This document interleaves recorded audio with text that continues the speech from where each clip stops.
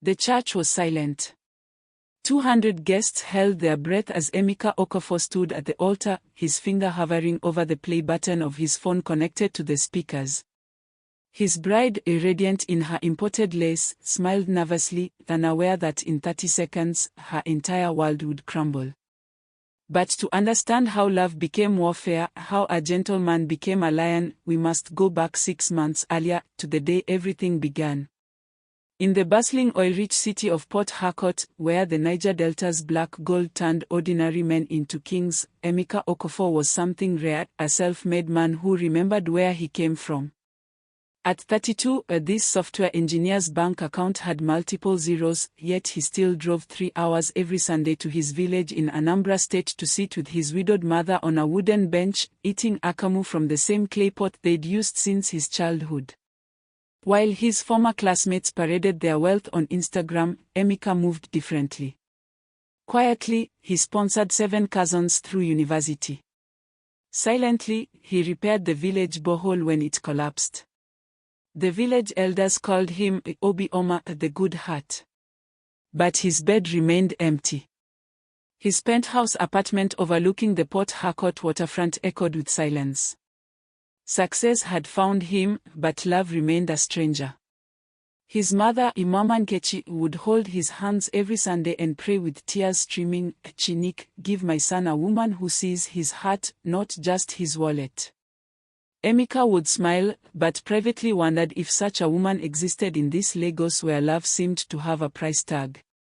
Then came that rainy Tuesday in May at a tech conference in Lagos.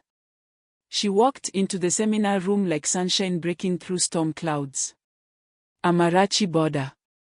5'7" of caramel skin, perfect dentition, and confidence that filled the room. She owned a boutique in Lekki, catering to Lagos big girls and their bigger budgets. Their eyes met across the room. She smiled. He smiled back. Something electric passed between them. During lunch break, she approached him at the buffet table. "You've been staring," she said. "I apologize," Emeka replied, his Igbo accent thick. "I was trying to figure out if you were real or if I was finally losing my mind from too much coding." She laughed, a sound like wind chimes in Harmattan breeze. "I'm very real. Amarachi. And you are?" "Emeka. Software engineer. Professional starer, apparently." They talked through lunch, then through the afternoon, then exchanged numbers. That night, Emeka couldn't sleep. He hadn't felt this alive in years. Their courtship bloomed fast. Weekend trips to Abuja. Late-night phone calls until dawn. She visited Port Harcourt, met his mother during a Sunday visit. Mama Nkechi welcomed Amarachi with open arms, prepared her best of nsala soup. But as they laughed together, Emeka noticed something peculiar in his mother's eyes. A hesitation. After Amarachi left, Mama Nkechi held Emeka's hand tighter than usual. "NWAM, my son, does she see you?" "Mama, what do you mean?" "She's wonderful." "I did not ask if she is wonderful. I asked if she sees you." "There is a difference." Emeka laughed it off. His mother was protective, perhaps jealous that another woman was claiming her son's attention. But mothers know things. They see storms before clouds gather. Small signs started appearing like cracks in a beautiful vase. "Baby, this shirt makes you look so local," Amarachi would say while shopping.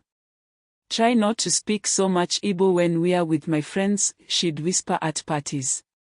"Do we have to go to your village every Sunday? Can't you just send your mom money?" she mentioned one evening. Each comment felt small. Emeka told himself she was helping him grow, polish his edges. Love required sacrifice, didn't it? But late at night, alone, he'd remember his mother's question, "Does she see you?" For months into their relationship, under a full moon at La Campagne Tropicana Beach, Emeka knelt in the sand. The ring, 2 carats, 3 months' salary, caught the moonlight.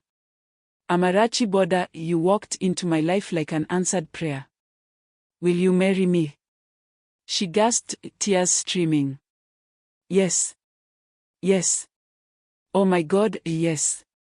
She pulled him up, kissed him deeply, then immediately examined the ring. For a brief moment, Emeka noticed her eyes weren't on his face. They were on the diamond, calculating, appraising, measuring its worth. But she kissed him again, and he convinced himself he'd imagined it. The traditional introduction ceremony was scheduled for December. Both families would meet officially, Emeka's quiet Igbo family from Anambra and Amarachi's boisterous Yoruba family from Lagos. When Amarachi's family arrived, 5 SUVs deep, music blasting, designer Osoebi reflecting Lagos money, the cultural collision began. Her mother, a Chief Mrs. Boda, swept in wearing geli that added 6 inches to her height and gold jewelry that added 6 figures to her appearance. She greeted Mama Nkechi with a handshake instead of the traditional prostration. Mama Nkechi's face remained polite, but her eyes spoke volumes. The meeting proceeded with mechanical politeness. Amarachi's uncles listened with expressions suggesting they were doing everyone a favor by granting approval. Our daughter is from a respectable home, Chief Mrs. Boda announced. She's choosing your son because she loves him. The emphasis on choosing hung in the air like a challenge. As if Emeka should be grateful. Emeka watched Amarachi throughout. When his mother approached to bless her with prayers, Amarachi received the blessing with a stiff smile, then immediately turned to her phone, checking notifications while Mama Nkechi's hands were still raised. That night, Emeka called his mother. Mama, what did you think? Silence stretched like a rope being tested for strength. NWAM, I will not spoil your happiness. But remember, a beautiful face and a beautiful heart are not the same thing. Wedding planning began like a wildfire. Amarachi wanted everything lavish, expensive, Instagram-worthy. The wedding in Abuja, where the elite gathered. Baby, Abuja will be perfect. Eden Gardens. Our guests will talk about it for years. But Amarachi, our families are in Lagos and Port Harcourt. Exactly. That's what makes it exclusive. Baby, this is our day. We deserve the best. The budget ballooned. 8 million naira became 12, then 15, then 20. Designer dress from Lebanon. Celebrity baker. Decorations that cost more than his mother's annual living expenses. Emeka's savings account bled quietly. During menu planning, Amarachi dismissed traditional Igbo dishes. Baby, no. Nobody wants to eat agba and okporoko at a wedding. We are doing continental cuisine. Steak. Pasta. Things people actually want to eat. When Emeka relayed this to his mother, she went silent. NWAM, a woman who rejects your people's food rejects your people. The most troubling moment came during a fitting session. When the elderly tailor explained the cultural significance of each pattern, Amarachi yawned openly. Baby, how long is this going to take? I have a hair appointment. Later, in the car, she said softly, sometimes all these cultural things feel so exhausting. Can't we just be a modern couple? Once we are married, we can find a balance. More city, less village. You understand? He didn't respond. That evening, Emeka sat on his balcony watching the sunset. His phone buzzed, Instagram notification. Amarachi had posted her engagement ring. The caption read, from boutique girl to boss lady fiancé. God did. Ring sparkles, my soft life is loading. Something about that caption twisted in his stomach. Not, I'm blessed to marry my best friend. But, my soft life is loading. As if he were a subscription service she'd finally unlocked. The comments flooded in. One from her best friend Tenny stood out, finally. Girl, you played this game perfectly. Clapping hands, direct hit. Played this game. What game? He called his best friend Shidi.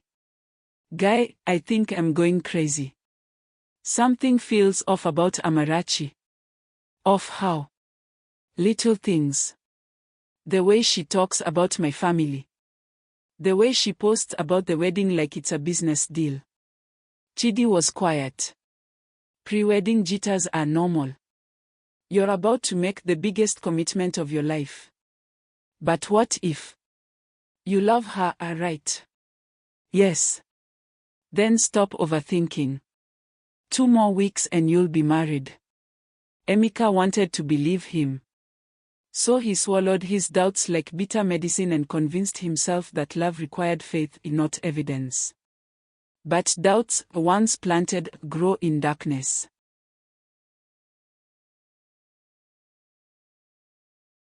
The Transcorp Hilton Hotel in Abuja buzzed with chaos. Friday evening, 24 hours before the wedding. Emeka's family from Anambra arrived in buses, wearing modest traditional attire. Amarachi's Lagos contingent arrived in luxury vehicles, designer casual wear announcing their status. Emeka stood in the lobby with Chidi, greeting guests. His eyes searched for Amarachi, who texted she'd arrived but hadn't come downstairs.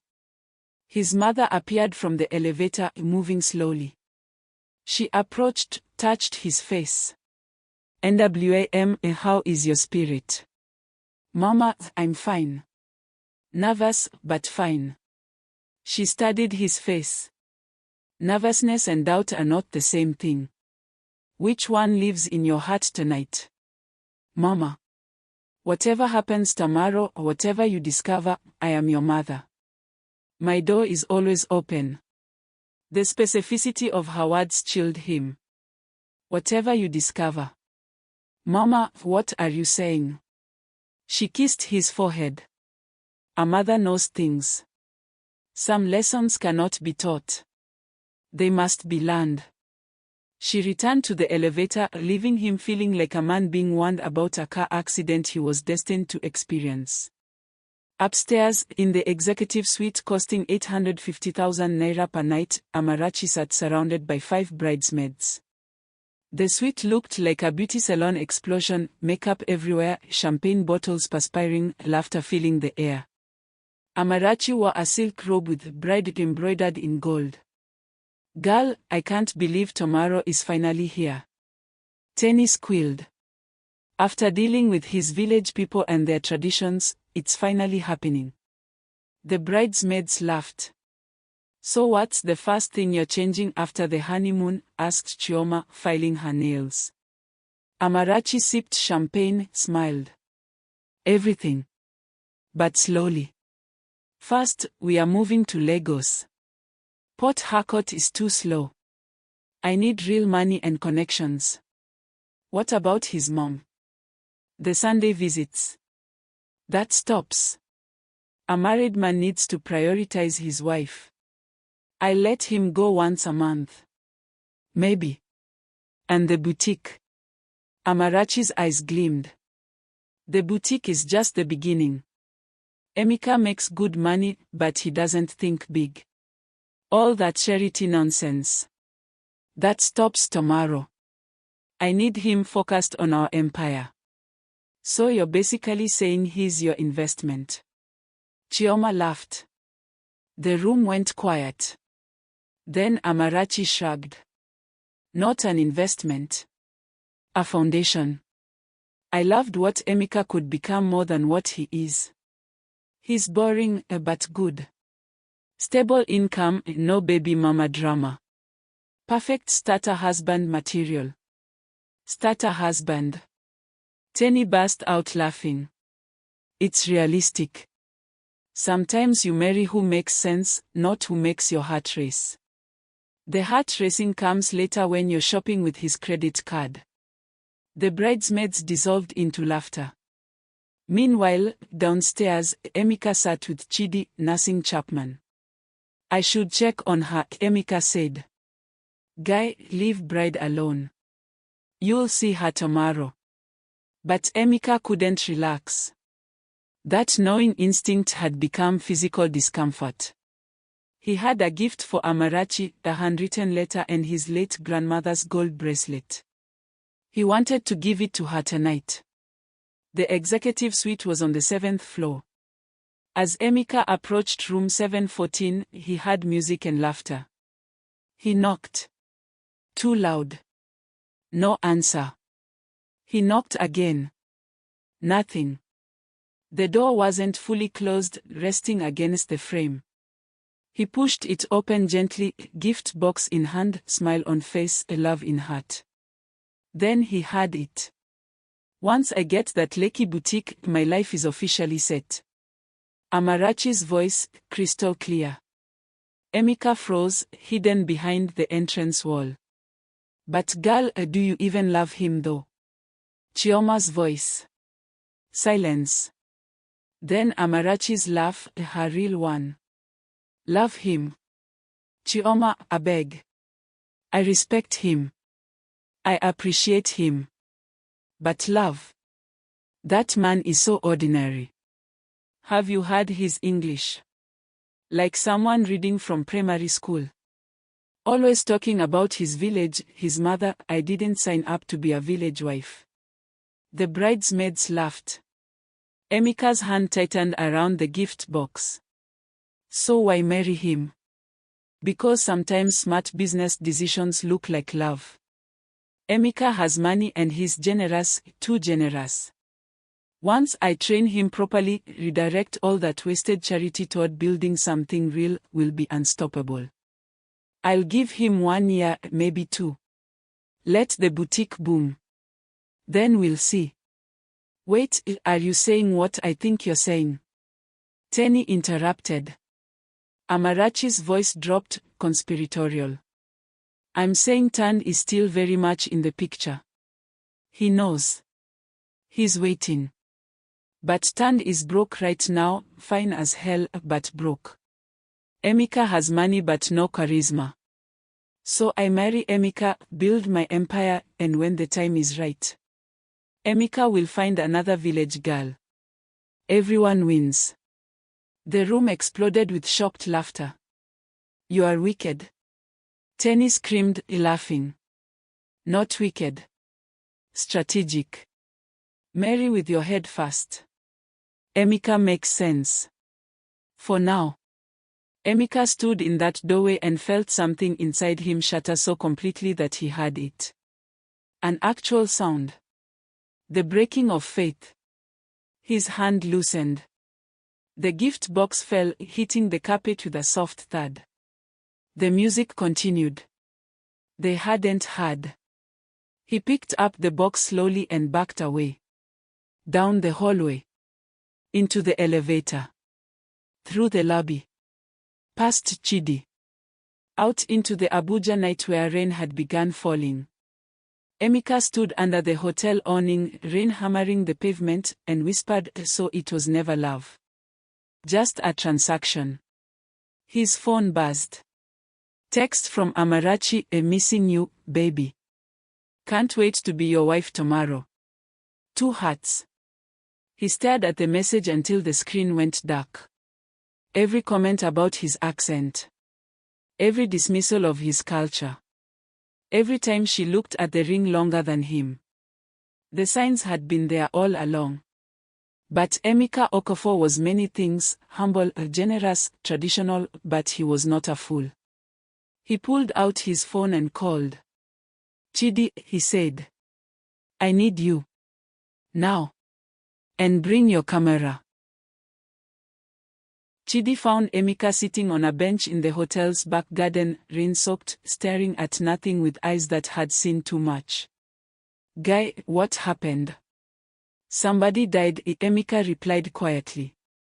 The man I thought I was marrying.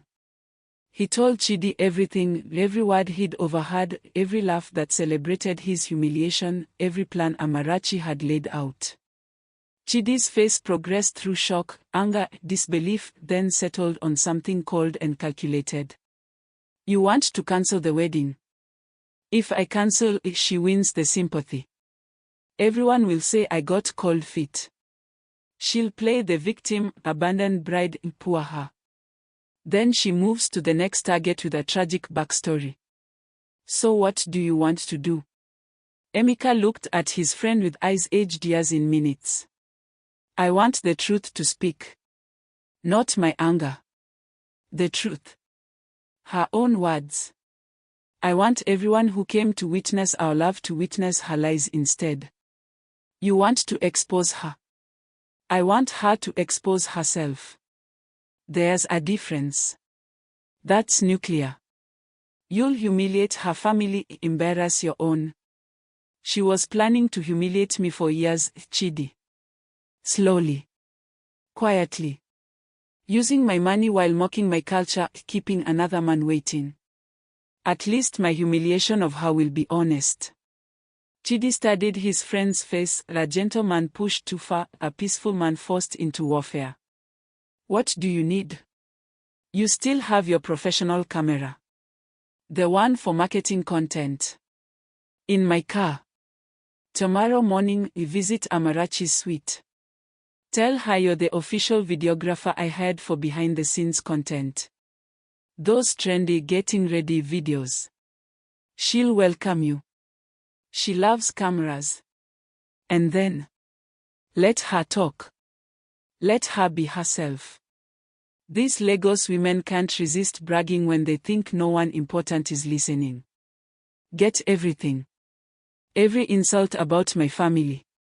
Every joke about my accent. Every plan for my money.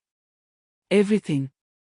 Emeka, this is necessary. Either I do this, or I marry a woman who sees me as an investment. Which would you do?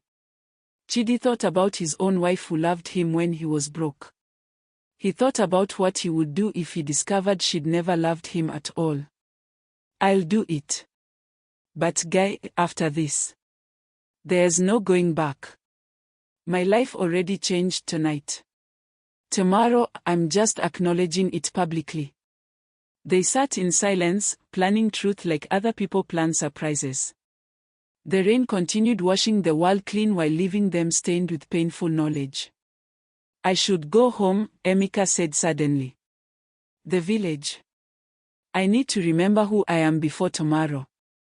You can't leave Abuja now. The wedding is tomorrow. The wedding will happen or it won't. But tonight, I need my mother. Against all logic, Emeka left the Transcorp Hilton, drove through rain to the airport, and bought a ticket for the last flight to Enugu. By 3 a.m., he was standing in his mother's village compound, knocking like a child seeking refuge from monsters. Mama Nkechi opened the door, took one look at her son's face, and pulled him inside. She boiled water for tea, brought out akara, and sat him at the wooden table. Talk, she commanded. Emeka told her everything.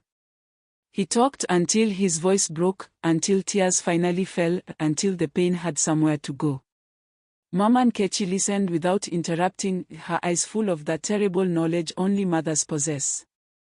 When he finished, she spoke. NWAM, I knew from the first day. When she couldn't wait for my amen before touching her phone, I knew. When she laughed at your Igbo words, I knew.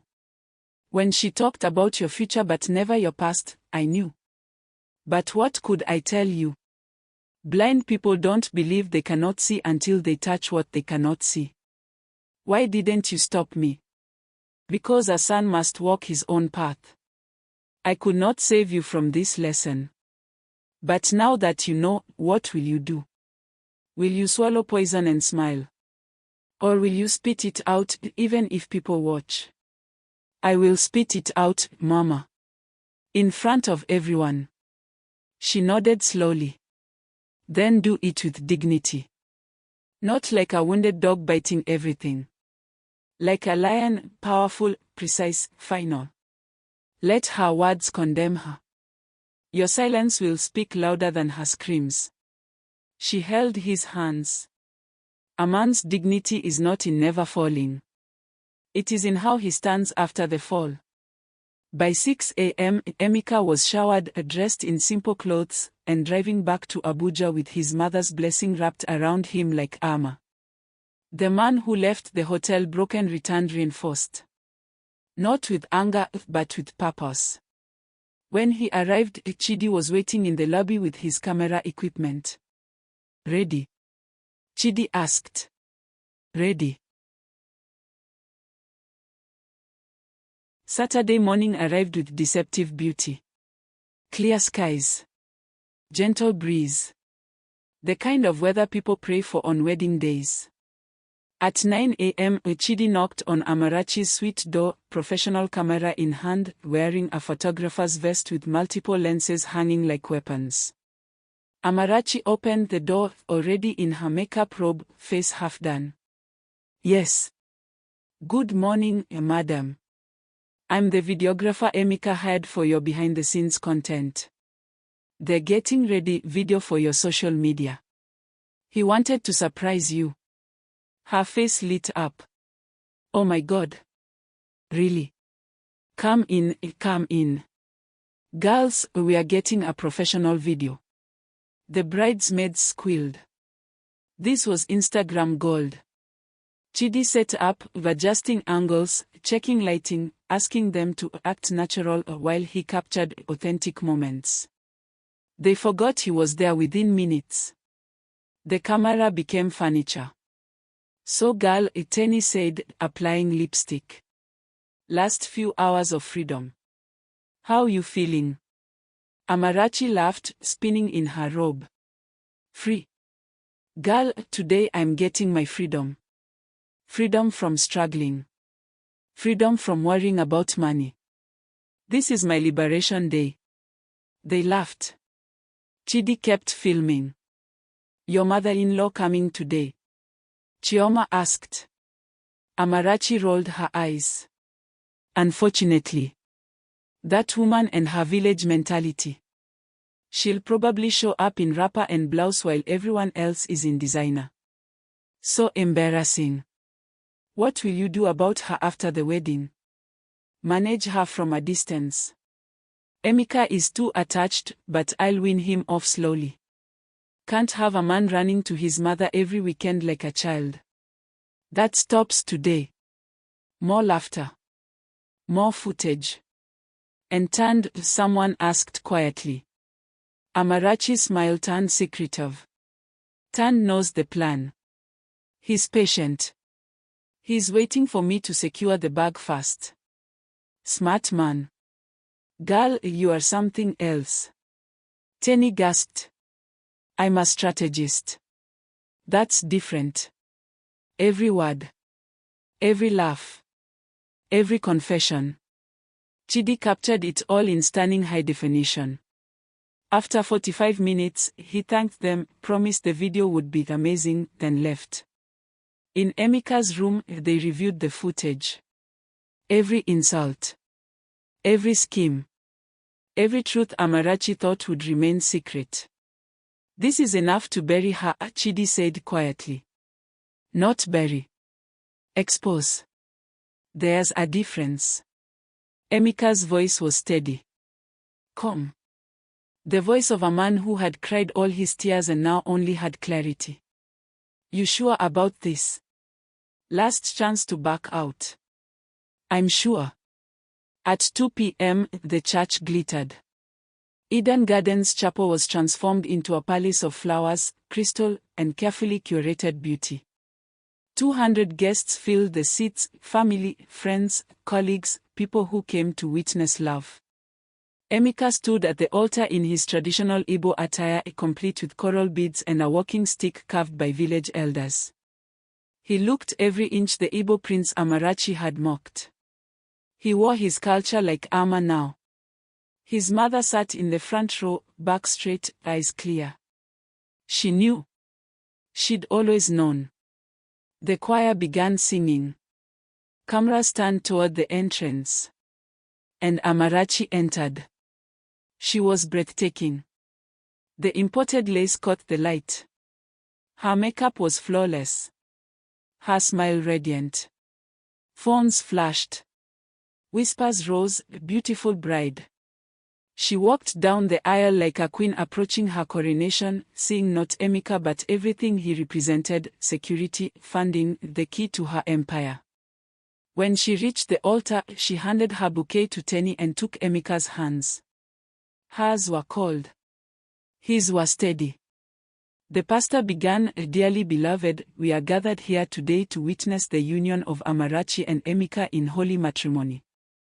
Marriage is a sacred covenant built on truth, love, and—" "Excuse me, Pastor," Emeka interrupted softly. The church went silent. Amarachi's smile flickered.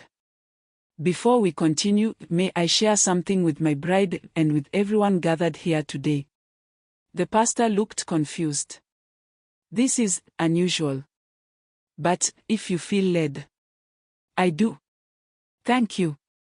Emeka released Amarachi's hands and pulled out his phone. Chidi, standing in the front row disguised as a guest, had already connected it to the church's sound system. "Amarachi, you look beautiful today," Emeka said, his voice carrying through the speakers. "You've planned this day perfectly. Every detail. Every moment. But there's one detail you forgot to plan for." Her smile was frozen now. "Baby, what are you doing?" "I'm giving you the audience you always wanted. I'm making this wedding unforgettable. Just like you planned." He pressed play. The church speakers crackled. Then Amarachi's voice filled the sanctuary, crystal clear. "Love him. Chioma, I beg. I respect him. I appreciate him. But love. That man is so ordinary. Have you heard his English?" Gasps rippled through the congregation. Amarachi's face drained of color. Her voice continued from the speakers, "I didn't sign up to be a village wife. Once I train him properly. I'll give him 1 year, maybe 2. Tunde is still in the picture. Emeka will find another village girl. Everyone wins." Each word landed like a physical blow. Guests sat frozen. Phones dropped. Amarachi's mother stood up, hand over her mouth. Her father's face turned to stone. The recording continued. Every insult. Every plan. Every laugh at his expense. 45 minutes of truth compressed into 3 devastating minutes. When it ended, the silence was absolute. Amarachi stammered, tears streaming through her makeup.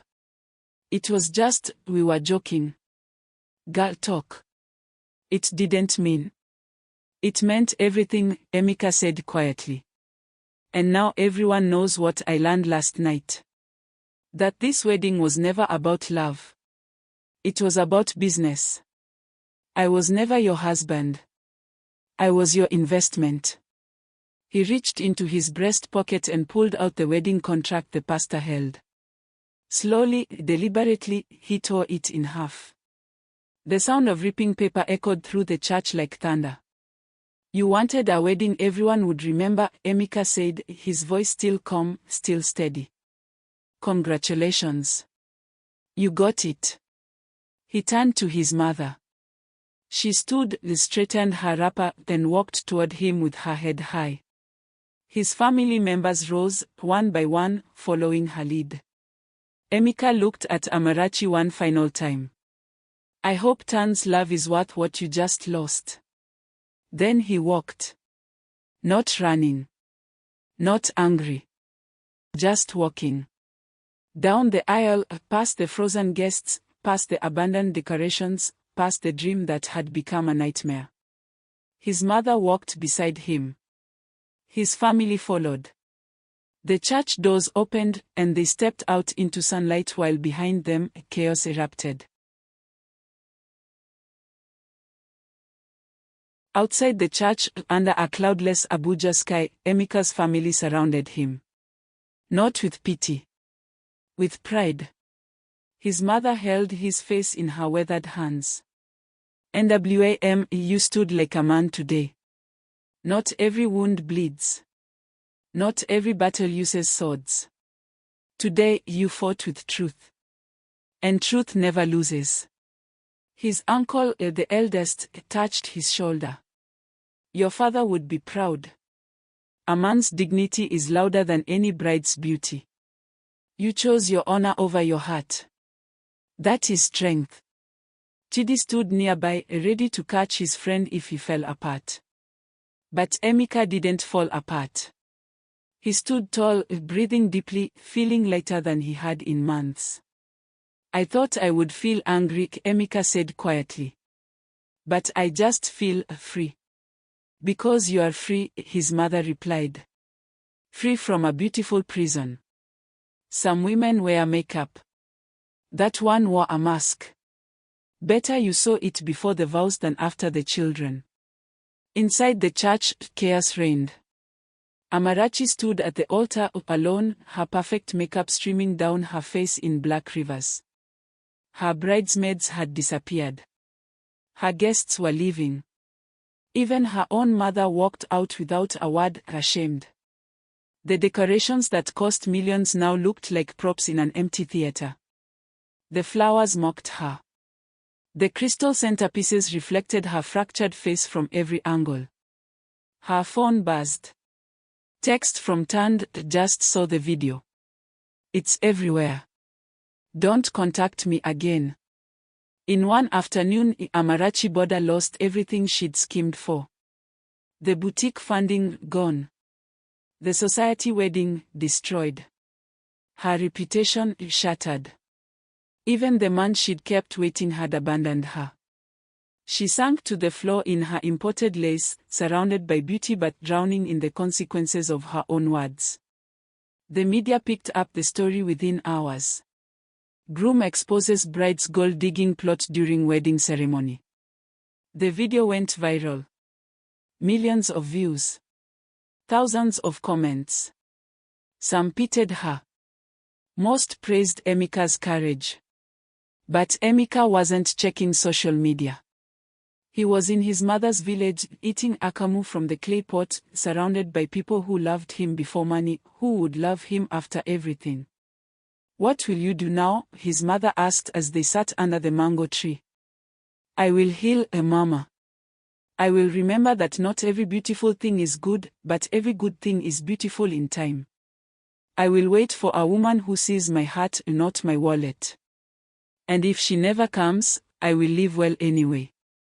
Because I am enough. His mother smiled, tears in her eyes. You have always been enough, NWAM. Now you finally know it. 3 months later, Emeka returned to work. His colleagues treated him normally, some had seen the video, some hadn't, but all respected his decision. He built software, sponsored his cousins, visited his mother every Sunday, repaired village boreholes. Life continued. Not unchanged, but unbroken. One evening, at another tech conference, this time in Port Harcourt, he met someone. A quiet software developer named Ngozi. She wore no makeup. Her phone stayed in her bag during their conversation.